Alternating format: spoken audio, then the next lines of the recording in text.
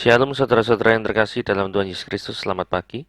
Renungan kita pada hari ini diambil dari Yesaya pasal 45 ayat 1 sampai 13. Judul renungan kita pada hari ini adalah Kores Sang Tangan Allah. Firman Allah, Akulah Tuhan, tidak ada yang lain, berulang kali dinyatakan Allah dalam pembacaan firman hari ini. Hal ini mengingatkan kepada kita bahwa Dialah satu-satunya Allah yang berdaulat. Dia sanggup melakukan apa saja yang dikehendakinya dan tidak ada seorang pun yang mampu mencegahnya.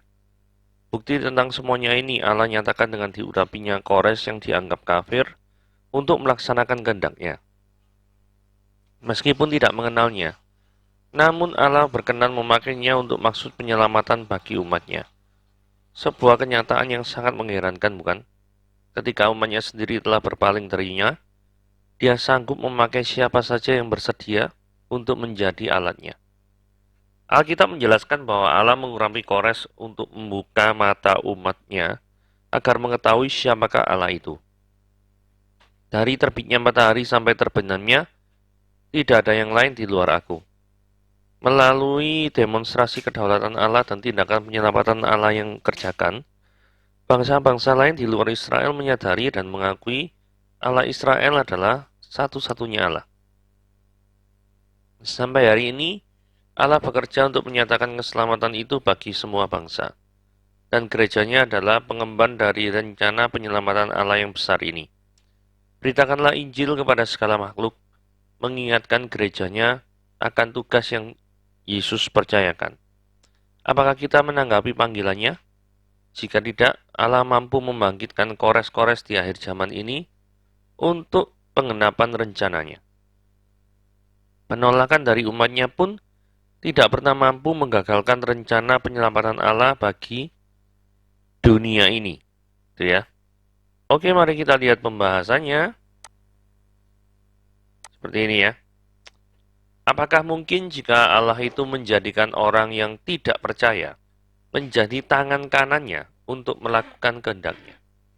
Jadi apakah mungkin jika Allah itu menjadikan orang yang tidak percaya Tuhan ya, itu jadi tangan kanannya untuk melakukan kehendaknya? Oke, mari kita baca. Yesaya 45 ayat 1 sampai 13. Beginilah firman Tuhan, inilah firmanku pada orang yang kuurapi, kepada Kores, yang tangan kanannya kupegang, supaya aku menundukkan bangsa-bangsa di depannya, dan melucuti raja-raja, supaya aku membuka pintu-pintu di depannya, dan supaya pintu-pintu gerbang tidak tinggal tertutup. Aku sendiri hendak berjalan di depanmu, dan hendak meratakan gunung-gunung, hendak memecahkan pintu-pintu tembaga, dan hendak mematahkan palang-palang besi. Aku akan memberikan kepadamu harta benda yang terpendam, dan harta kekayaan yang tersembunyi, supaya engkau tahu bahwa akulah Tuhan, Allah Israel yang memanggil engkau dengan namamu. Oleh karena hambaku Yakub dan Israel pilihanku, maka aku akan memanggil engkau dengan namamu, menggelari engkau, sekalipun engkau tidak mengenal aku. Akulah Tuhan dan tidak ada yang lain, kecuali aku tidak ada Allah. Aku telah mempersenjatai engkau, sekalipun engkau tidak mengenal aku, supaya orang tahu dari terbitnya matahari sampai terbenamnya, bahwa tidak ada yang lain di luar aku. Akulah Yahweh dan tidak ada yang lain, yang menjadikan terang dan menciptakan gelap, yang menjadikan nasib mujur dan menciptakan nasib malang. Akulah Yahweh yang membuat semuanya ini. Hai langit, teteskanlah keadilan dari atas, dan baiklah awan-awan mencurahkannya. Baiklah bumi membukakan diri dan bertunaskan keselamatan, dan baiklah ditumbuhkannya keadilan. Akulah Yahweh yang menciptakan semuanya ini. Celakalah orang yang berbantah dengan pembentuknya, dia tidak lain daripada beling periuk saja. Adakah tanah liat berkata pada pembentuknya, apakah yang kau buat, atau apakah yang telah dibuatnya? Engkau tidak punya tangan. Celakalah orang yang berkata pada ayahnya, apa yang kau peranakan, dan kepada ibunya, apa yang kau lahirkan. Beginilah firman Tuhan yang Maha Kudus, Allah pembentuk Israel. Kamukah yang mengajukan pertanyaan kepadaku mengenai anak-anakku, atau memberikan perintah kepadaku mengenai apa yang dibuat tanganku? Akulah yang menjadikan bumi dan yang menciptakan manusia di atasnya. Tangankulah yang memenangkan langit, dan akulah yang memberikan perintah pada seluruh tentaranya. Akulah yang menggerakkan Kores untuk maksud penyelamatan, dan aku yang akan meratakan segala jalannya. Dialah yang akan membangun kotaku, dan yang akan melepaskan orang-orangku yang ada dalam pembuangan, tanpa bayaran dan tanpa suap. Firman Tuhan semesta alam. Kores, orang yang tidak mengenal Yehova, tetapi menjadi tangan kanan Allah. Jadi begini ya, Kores itu orang yang tidak percaya pada Yahweh. Tapi terhadap orang ini, Tuhan katakan dia adalah raja yang diurapi. Dan yang mengherankan lagi, ini tangan kanan Kores itu dipegang oleh Tuhan. Artinya Kores itu dijadikan alat bagi Tuhan untuk menyatakan kehendaknya. Ini berarti bahwa Yehova itu memegang kendali atas orang yang percaya dan orang yang tidak percaya tentunya. Ini berbeda dengan kekuasaan yang dipercaya oleh dewa-dewa lokal. Ya. Dewa lokal itu hanya berkuasa terhadap hidup dari para pengikutnya saja. Sedangkan hidup para penentangnya, dewa ini tidak memiliki kuasa. Ya. Itulah sebabnya terjadi pertempuran antar dewa. Biasanya kan cerita-cerita yang seperti itu. Jadi kemenangan bangsa asing di dalam peperangan. Dalam hal ini bangsa Persia ya. Jikalau Tuhan tidak izinkan itu terjadi, maka hal itu juga tidak akan pernah terjadi. Ini adalah hal yang luar biasa. Kores menjadi alat Tuhan untuk menyatakan kehendaknya bagi bangsa-bangsa di dunia saat itu. Ya. Jadi orang tidak mengenal Yehova, tidak mengenal Tuhan, tetapi menjadi tangan kanan Allah. Itu yang terjadi. Terus kemudian kita tanya lagi, Tuhan menyertai jalan orang kafir. Ya. Karena ayat 2 berkata, Aku sendiri hendak berjalan di depanmu dan hendak meratakan gunung-gunung. Mu di sini siapa? Pasti Kores ya. Hendak memecahkan pintu-pintu tembaga dan hendak mematahkan palang-palang besi. Jadi seolah-olah nih jalan itu dimuluskan. Jadi Tuhan itu membuka jalan bagi orang yang tidak percaya dan yang bernama Kores ini. Buka jalan ya. Fakta ini cukup mengagetkan kita semuanya. Karena biasanya yang kita ketahui adalah Tuhan menyertai dan membuka jalan bagi orang-orang yang percaya kepadanya. Tapi sekarang kok Tuhan membuka jalan juga bagi orang yang tidak percaya kepadanya. Nah ini agak membingungkan. Ini jelas-jelas orang tidak percaya, tapi kok justru jalannya diratakan dari gunung-gunung, pintu-pintu tembaga dipecahkan, palang-palang besi dipatahkan. Ini kan gambaran, 3 buah gambaran daripada semua hambatan atau rintangan yang mungkin dilalui oleh seorang yang bernama Kores ini, itu sama Tuhan itu disingkirkan semua. Ini luar biasa nih ya, benar-benar privilege. Ya, hak istimewa. Tuhan menyertai jalan orang kafir. Nah, apalagi ini ayat 3 ya, ayat 3. Aku akan memberikan kepadamu harta benda yang terpendam dan harta kekayaan yang tersembunyi. Tuhan memberkati Kores secara materi loh. Bahkan secara luar biasa banyaknya. Karena ini harta benda yang terpendam. Berarti yang selama ini tidak tahu, orang tidak memiliki, kemudian dimiliki oleh Kores. Terus harta kekayaan yang tersembunyi. Selama ini tersembunyi. Tapi kemudian dinyatakan oleh Kores. Berarti Kores ini luar biasa nih. Nah, Yahweh ingin diakui keberadaannya di depan Kores. Bahwa dia itu adalah lebih besar daripada semua Allah yang lain. Karena itu nyata terpampang dalam ayat 3 yang bagian kedua ya.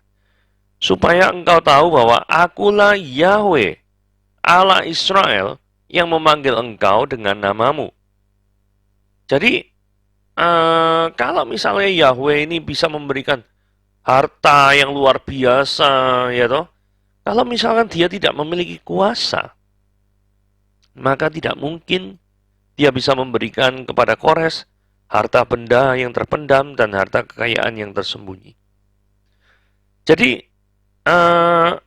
itu menarik gitu ya. Nah kemudian kita bertanya-tanya ya, lah kenapa sih kok tujuannya Tuhan itu memberkati Kores apa gini gitu ya? Saudara, nanti akhir-akhirnya juga Kores itu menggunakan materinya itu untuk pembangunan kota Yerusalem gitu ya. Saudara perhatikan, semua yang dimiliki Kores pada hari ini akan bermuara dengan pembangunan Yerusalem. Saudara perhatikan ayat 13, karena ini berhubungan ya. Akulah yang menggerakkan Kores untuk maksud penyelamatan, dan akulah yang akan meratakan segala jalannya. Dialah, nah ini ya berarti, dialah Kores itu, yang akan membangun kotaku, Yerusalem ya, dan yang akan melepaskan orang-orangku dalam pembuangan. Saudara, apakah saudara berpikir ketika membangun kota Yerusalem tidak butuh harta? Tidak butuh biaya? Pasti butuh, bukan? Nah, karena Kores ini digerakkan oleh Tuhan untuk membangun daripada Yerusalem, maka dia harus punya modal kan. Itulah sebabnya Tuhan memberikan kepada Kores harta benda yang terpendam, harta kekayaan yang tersembunyi, ujung-ujungnya semuanya untuk pembangunan kota Yerusalem juga. Tapi ketika harta benda kekayaan ini bisa dilalui melalui Kores, Kores itu bisa merasakan kedahsyatan Tuhan ketika dia mengizinkan bangsa Israel itu pulang. Jadi seharusnya Kores kan memiliki kuasa mutlak terhadap bangsa jajahannya ya. Ternyata tidak juga. Tuhan menggerakkan mengubah sedemikian rupa hati Kores sehingga dia mengizinkan bangsa jajahannya dalam hari ini Israel itu kembali pulang ke kotanya. Ini hal yang luar biasa sekali loh. Karena kita berpikir bahwa ketika bangsa yang penguasa itu berkuasa, maka dia akan bertindak semena-mena terhadap bangsa jajahannya. Ternyata tidak demikian. Karena Tuhan ada, tangan Tuhan itu ada memegang tangan Kores. Sehingga Kores tidak bisa bertindak semaunya sendiri. Khususnya terhadap bangsa Israel. Oke? Jadi sekarang kita tahu tujuan berkat Tuhan atas Kores adalah sebenarnya untuk pembangunan daripada kota Yerusalem juga. Kores raja yang disertai Tuhan tetapi tidak mengenal Tuhan. Saudara perhatikan ayat 4 ya. Oleh karena hambaku Yakub Israel pilihanku, maka aku memanggil engkau, menggelari engkau sekalipun engkau tidak mengenal aku. Frasa engkau tidak mengenal aku diulangi lagi di ayat 5. Akulah Yahweh dan tidak ada yang lain kecuali aku, tidak ada Allah. Aku telah mempersenjatai engkau. Nah, yang menyediakan senjata untuk Kores itu Tuhan. Terus kemudian, sekalipun engkau tidak mengenal aku. Luar biasa ya. Ayat 4 ini menunjukkan bahwa ketika Allah itu memanggil Yakub, Allah memiliki tujuan tertentu. Demikian juga ketika Allah memanggil Kores. Betul ya? Pasti juga memiliki tujuan tertentu. Apa tujuan Allah memanggil Kores? Yaitu ingin membebaskan bangsa Israel yang ada di dalam pembuangan sejak zamannya Nebukadnezar, kemudian sejak zamannya Kores pulang ke Yerusalem dan membangun reruntuhan kota Yerusalem. Bahkan Yehova sendiri yang mengangkat Kores menjadi raja, menggelari engkau. Ada kata menggelari engkau, ya. Yahweh sendiri yang mempersenjatai Kores, tadi sudah kita baca ya, di ayat 5 ya. Aku telah mempersenjatai engkau, sekalipun engkau tidak mengenal aku. Oh. Nah, kemudian tadi juga kita bahas, sekalipun engkau tidak mengenal aku itu diulangi sebanyak 2 kali. Saudara, apa pentingnya ayat ini? Saya ketika membaca ayat ini, tiba-tiba teringat ayat ya. Di dalam kitab Roma 5 ayat 8 kan. Jadi Allah itu mengasihi kita ketika kita itu masih berdosa. Apakah kita berpikir ketika kita masih berdosa, kita sudah mengenal Tuhan dengan baik? Jawabannya tidak. Tetapi buktinya Allah tetap mengasihi kita ketika kita masih berdosa. Benar ya? Hal yang sama juga terjadi pada Kores. Tuhan tidak tunggu Kores mengenal Tuhan terlebih dahulu. Tapi Tuhan bisa memakai Kores tanpa Kores mengenal Tuhan terlebih dahulu. Itu bisa terjadi. Buktinya di ayat ini. Mungkin sampai sini ada orang yang protes, kok bisa ya kayak gitu. Nanti ya, Tuhan akan jawab orang-orang yang protes-protes seperti itu ya. Mengenal Tuhan yang kita percayai. Supaya orang tahu dari terbitnya matahari sampai terbenam bahwa tidak ada yang lain di luar akulah Yahweh, tidak ada yang lain. Yang menjadikan terang, menciptakan gelap, menjadikan nasib muncul, menciptakan nasib malang. Akulah Yahweh yang menciptakan semuanya ini. Ini berbicara tentang keunikan dan kedaulatan Allah ya. Keunikan karena bicara gini ya. Tiada yang lain di luar aku nih ya. Tiada yang lain di luar aku. Berarti dia itu kan unik tersendiri. Tidak ada yang menyamainya. Yang berikutnya ya toh. Aku menjadikan terang, menciptakan gelap. Menjadikan nasib mujur, menciptakan nasib malang. Nah ini kan berarti menciptakan tentang kedaulatan Tuhan. Kedaulatan Tuhan. Terserah Tuhan. Mau nasib mujur, malang apa itu terserah di tangan Tuhan. Jadi dari sini kita belajar mengenal Tuhan yang kita percayai adalah Tuhan yang unik dan Tuhan yang berdaulat. Unik artinya tiada Allah selain daripada Yehova. Ia tidak bisa disamai oleh pihak-pihak yang berkuasa lainnya. Yang kedua adalah dia memiliki kekuasaan mutlak berdaulat karena tidak di bawah dia ada nasib mujur, nasib malang, dan ada terang, kemudian ada gelap. Oke. Keadilan dan keselamatan di bumi yang diciptakan oleh Yehova. Hai langit, teteskanlah keadilan dari atas, dan baiklah awan-awan mencurahkan. Kores ini disertai Tuhan dengan tujuan tertentu, yaitu biarlah keadilan itu terjadi di muka bumi. Jadi memang Tuhan menggunakan tangan orang yang tidak mengenalnya untuk menegakkan keadilan di muka bumi. Ini bisa aja. Memang Tuhan yang kita kenal adalah Tuhan yang sangat luar biasa ya. Jadi dia bisa menggunakan orang yang tidak mengenalnya itu untuk melakukan kehendaknya. Oke? Nah ini ya. Bagaimana manusia sebagai ciptaan berbantah dengan Allah yang sang pencipta. Nah ini mungkin khusus ayat bagi orang-orang yang tetap sampai sekarang mempertanyakan. Kenapa sih kok Tuhan itu memakai daripada Kores? Ini ya ayat 9, celakalah orang yang berbantah dengan pembentuknya. Dia tak lain daripada beling periuk saja. Adakah tanah liat berkata kepada pembentuknya, apa yang kau perbuat? Atau apa yang telah dibuatnya? Engkau tidak punya tangan. Nah, ya. Ini adalah gambaran manusia yang tak mengenal posisinya di dunia ini. Yang adalah, manusia adalah ciptaan, bukan pencipta. Tapi seringkali perilaku manusia itu lebih ke arah pencipta daripada ciptaan. Ini penting ya. Manusia itu adalah ciptaan, bukan pencipta. Tapi perilaku manusia lebih sering mirip pencipta daripada ciptaan. Jadi sok-sokan tuh pengen berkuasa, pengen sok mengajari, tapi lupa bahwa dirinya itu adalah ciptaan, lupa bahwa dirinya itu adalah tanah liat, lupa bahwa dirinya itu adalah di bawah Tuhan. Nah, itu menyebabkan banyak penghakiman yang kita lontarkan kepada Allah. Padahal kita tidak melihat diri sendiri di hadapan Allah itu seperti apa. Nangkep ya maksudnya ya? Kita seringkali menghakimi Tuhan, Tuhan kenapa kok ada bencana ini, kenapa kok ada sakit penyakit ini, kenapa COVID kok tidak berhenti sampai sekarang, itu misalkan.